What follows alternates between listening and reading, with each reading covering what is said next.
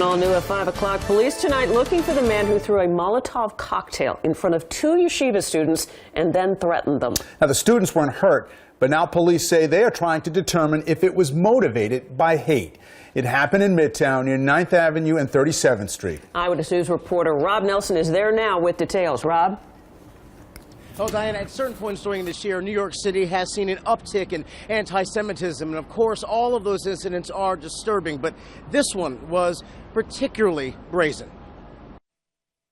19-year-old Yosef Rachimi and a fellow student were in front of this business near 9th Avenue and 37th Street about 1:30 Friday afternoon. According to his translator, it was just a routine day. They're doing Jewish outreach activity.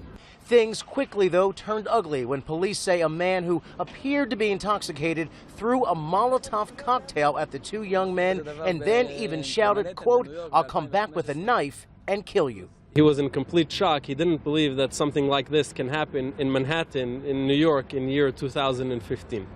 The bottle, which may have contained alcohol, did burst about 3 feet away from the 2 students, the contents combusting and starting a small fire, the stain of which can still be seen on the sidewalk today. Yosef and his friend, though, were not hurt. It was very close, but there was no contact.